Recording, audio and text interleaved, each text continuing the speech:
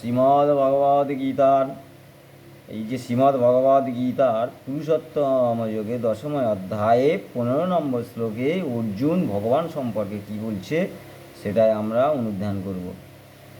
অর্জুন বলা মানে আমাদের মতো সাধারণ মানুষের কে বোঝানোর চেষ্টা করছে অর্জুনের মাধ্যম দিয়ে।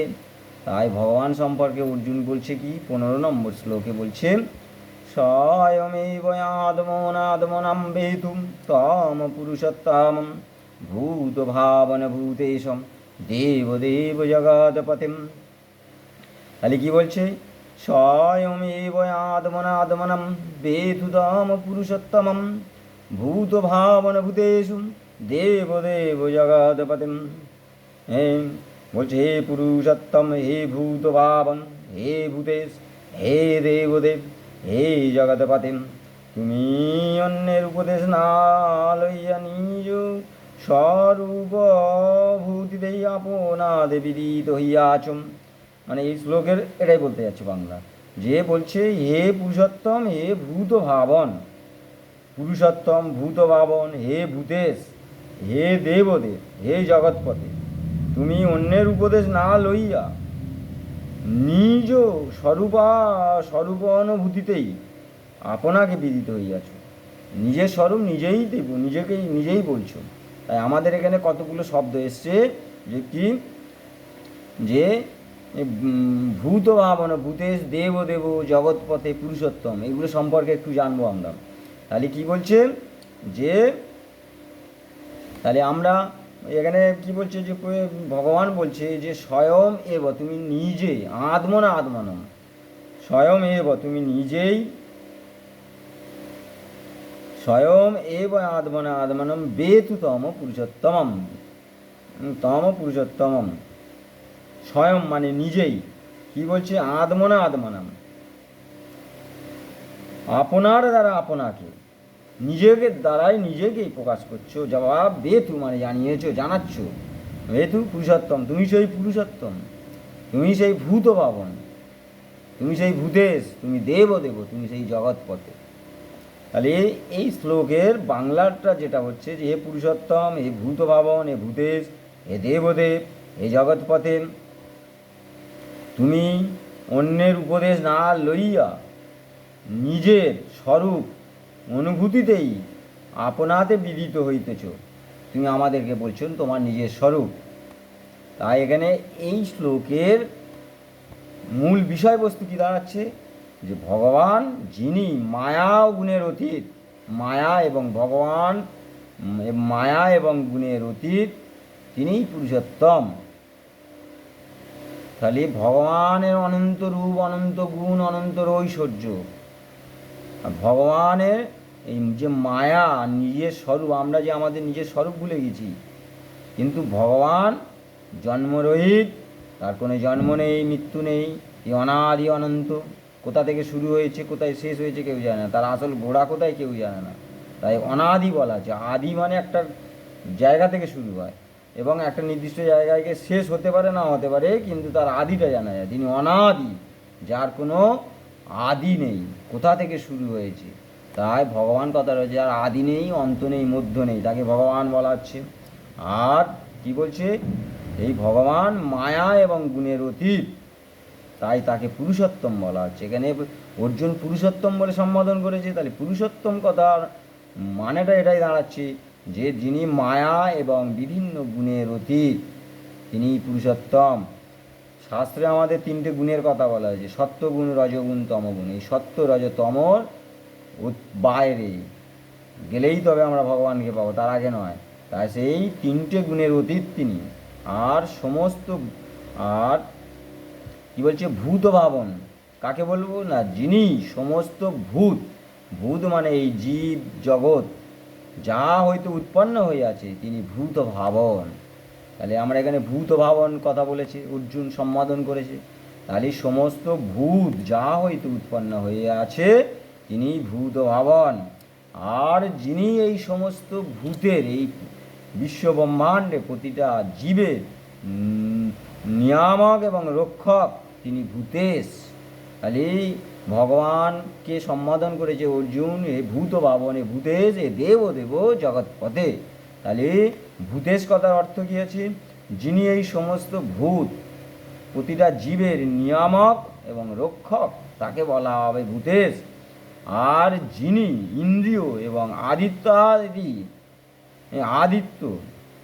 ইন্দ্র এবং আদিত্য, ইন্দ্রিয় মানে স্বর্গের যে দেবতা আছে, সেই দেবতাদের রাজা হচ্ছে ইন্দ্র। আর তুমি যদি এই শরীরটার মধ্যে যে ইন্দ্রিয়গুলো বলা হচ্ছে, সেই ইন্দ্রিয়গুলোর দেবতা হচ্ছে কি সেই ভগবান আদিত্য, আদি দেবতা, আদি দেবতা, দেবতার দেবতা তিনি। এই যে ইন্দ্র এবং আদিত্য, একাদশ যে আদিত্য আছে অদিতির গর্ভে, গর্ভে যে সন্তান হয়েছিল কশ্যপ মুনির, সেই সন্তানরা দেবতা, তাদেরকে আদিত্য বলা হচ্ছে। সেই আদিত্য এবং ইন্দ্র আদি যে দেবতারা আছে তাদের দেবতা, তাই তিনি দেবদেব, দেবদেব। আর যিনি সাধু হৃদয়ে শুভ কর্ম প্রবৃত্তি প্রদান করেন, সাধু হৃদয়ে শুভ কর্ম প্রদান করেন, মঙ্গল কর্ম প্রদান করেন, তিনি জগৎপতি, জগতের পতি। তাহলে জগৎপতির কথা, জগতের যিনি পতি তাকে জগৎপতি বলা হচ্ছে। আর যিনি সাধু হৃদয়ের মধ্যে, সাধুর হৃদয়ের মধ্যে শুভ কর্ম প্রবৃত্তি প্রদান করেন, শুভ কর্ম করার প্রবৃত্তি প্রদান করেন, তিনি জগৎপতি। আর কোনো সূক্ষ্মতত্ত্ব জানিতে হইলে জ্ঞানবান গুরুর উপদেশ আবশ্যক। জ্ঞানবান গুরু না হলে এই ভগবত তত্ত্ব জানা যায় না। যে গুরু জড়জাগতিক বিষয়বস্তুর ওপরে কোনো আসক্তি নেই, ঈশ্বর ছাড়া অন্য কোনো চিন্তাই করে না, সেই গুরুর কাছে উপদেশ নিতে হয় বা দীক্ষা নিতে হয়। কিন্তু বর্তমানে আমরা কি করি? গুরু নির্বাচন করতে ভুল করে ফেলি, তার ফলে আমাদের এই অবগতি। আমরা সাধন ভজন করছি কিন্তু আমরা সেই উচ্চ মার্গে যেতে পারছি না। তাহলে সেই যে গুরুর কাছে আমরা উপদেশ নেব, সেই গুরু জ্ঞানবান গুরু হতে হবে। ঈশ্বর জ্ঞান ছাড়া অন্য কোনো জ্ঞান নেই, জড়জাগতিক বিষয়ের প্রতি তার কোনো আসক্তি নেই। সেই গুরুর কাছ দিয়েই জ্ঞান নিতে হবে, সেই আচার্যর কাছ দিয়ে জ্ঞান নিতে হবে। তাই অর্জুন এখানে দেখলো কি, কার উপদেশ না লইয়া, তিনি কারোর কাছে কোনো উপদেশ নিচ্ছে না, আর কারোর কাছে কোনো সাধন ভজনও না করে শ্রীকৃষ্ণ আমাকে, যিনি ভগবান, যিনি পরম ব্রহ্ম, তিনি আমাকেই, তিনি কি করছেন না, আপনাকে আপনি সম্পূর্ণরূপে অবগত হইতেছেন আর সেই জ্ঞানটা আমাকে দিচ্ছে। তিনি পরম ব্রহ্ম না হইলে এই স্বতঃসিদ্ধ ও স্ব আত্মায় অনুভূতি হইবার সম্ভাবনা নাই। স্বতঃসিদ্ধ হয়ে স্ব আত্মা অনুভূতি হইয়া ভগবান আমাকে এই যে জ্ঞানটা প্রদান করছেন, তাহলে তিনি কত কৃপাময়, দয়াময়। যদি ভগবান কৃপা না করে কারোর মধ্যে এই জ্ঞান প্রদান আসবেই না। যতই সাধন ভজন করো, তোমার এই জড়জাগতিক দিকে মন পড়েই থাকবে। এই সাধন ভজন ভগবানের কৃপা যতক্ষণ না হবে ততক্ষণ এই জায়গায় আমরা প্রতিষ্ঠিত হতে পারবো না। তাই আমাদের এই 15 নম্বর শ্লোকে মূল কথাটা কী দাঁড়ালো, যে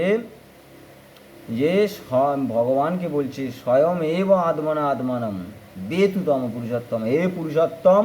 তাহলে পুরুষোত্তম কথার অর্থ কী দাঁড়াচ্ছে? যিনি মায়া এবং গুণের অতীত, তিনি পুরুষোত্তম। আর কি বলছে? স্বয়ং নিজেই, তুমি নিজেই নিজের কথা বলছো হে পুরুষোত্তম, তুমি সর্ব মায়া এবং গুণের অতীত।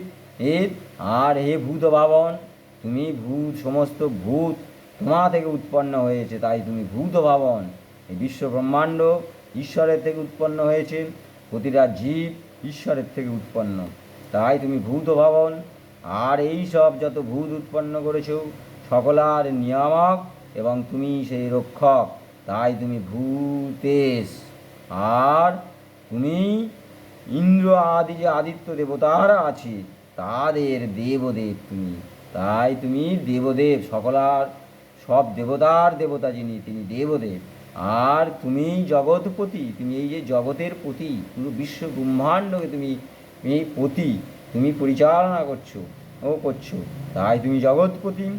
তাই জগৎপতির কথার আর একটা কথা মানে হচ্ছে তুমি সাধু হৃদয়ে, হৃদয়ে কী করছো, যে শুভ এবং মঙ্গল কর্ম প্রদায়িনী হিসাবে তুমি এই প্রধান হিসাবে তুমি বিরাজ করছো।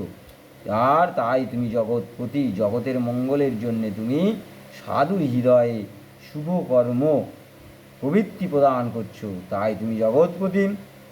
তাই অর্জুনকে বলছে, অর্জুন এটাই বলছে ভগবান সম্বন্ধে, তাই আমরাও সেটাই বলি ভগবানকে, হে জগৎপিতে, হে জগৎপতি, এই গোপেশ গোপিকাকান্ত রাধাকান্ত নমস্তুতে, তুমি সেই জগৎপতি, তুমি পরম ব্রহ্ম, তুমি রাধাকান্ত, তোমায় আমার নমস্কার করি।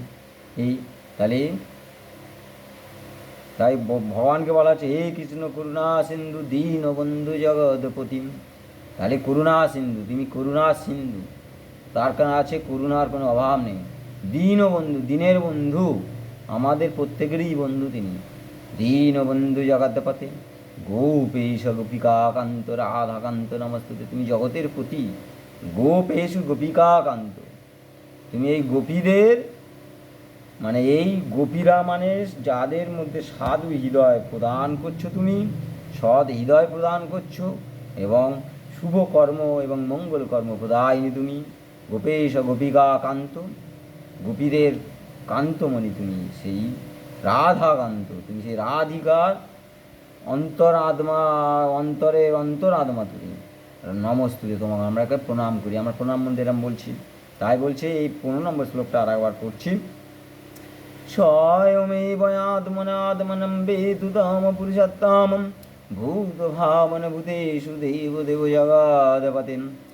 জয় ভগবান শ্রীকৃষ্ণের জয়, জয় জগৎপিতা পরম ব্রহ্মের জয়, জয় অখণ্ড সচ্চিদানন্দের